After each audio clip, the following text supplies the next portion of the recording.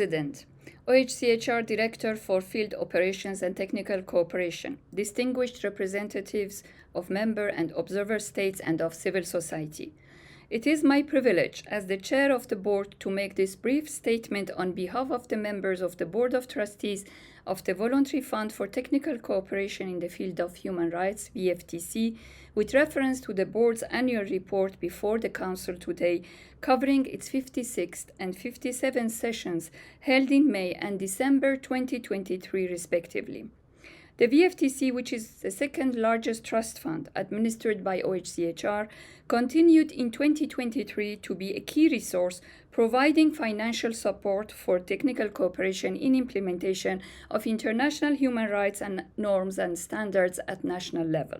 The board, which also constitutes the Board of Trustees of the Voluntary Fund for Financial and Technical Assistance in implementation of the UPR, provided advice and guidance throughout the year regarding the use of these two trust funds. During the 56th session, which was held in Geneva, the board seized the occasion of the 75th anniversary of the UDHR and the 30th anniversary of the Vienna Declaration Programme of Action to reflect strategically on the role technical cooperation plays in implementation of the mandate given to the office by member states.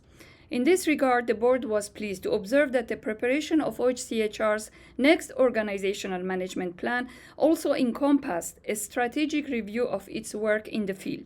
The board believes seeking ways to strengthen the capacity of field presences should be a priority. The board has consistently noted during its country visits the difference an in-country presence can make, where engagement with different local stakeholders can happen regularly and where trust can be built on a long-term and in a sustainable manner.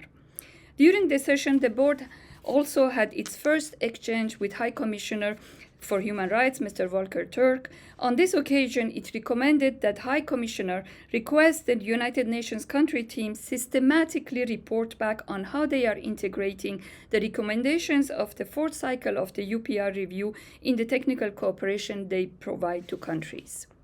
Excellencies, at its 57th session held in Kazakhstan and Kyrgyzstan, the board particularly welcomed the opportunity to assess on the ground for the first time in the Central Asia region the support OHCHR provides to countries in the region. In particular, the board reviewed the technical cooperation activities deployed by its regional office and human rights advisors assigned to UN country teams in developing a large array of legislative, institutional, policy, and cooperation frameworks for countries to meet their human rights obligations.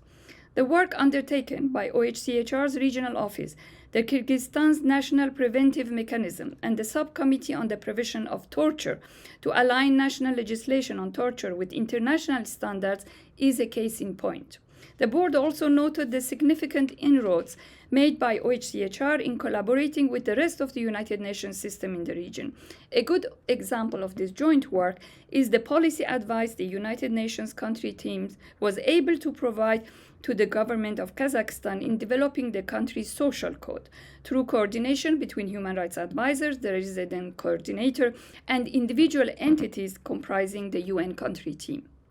The board session in Central Asia also shows the contribution human rights technical cooperation can make to fostering active participation by civil society in policy making.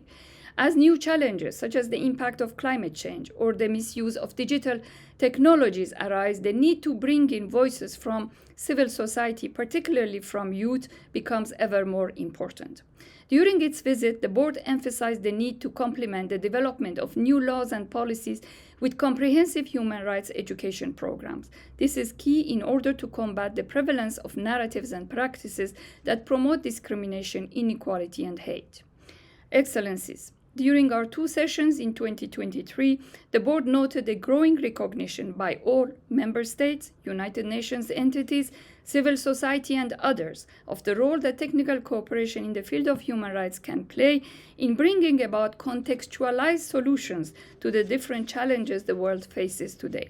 The board encourages member states to support initiatives like the establishment of an online repository of technical cooperation and capacity building activities in the implementation of universal periodic review recommendations, and also benefit from the Human Rights Council as a forum to foster technical cooperation in the field of human rights and to share good practices and lessons learned. In conclusion, we fully appreciate the acknowledgement by the Human Rights Council and states of the usefulness of the board's contributions for an enhanced technical cooperation in the field of human rights, and encourage the Council to continued provision of predictable and sustained financial support to OHCHR and the programs it supports at national and regional levels. In this regard, the board welcomes the increase in voluntary contributions in 2023, even though these have not been enough to meet increased requests from member states during the same period. We thank the High Commissioner and his office for the excellent assistance provided to the board in fulfilling its mandate with respect to the two trust funds. I thank you for your attention.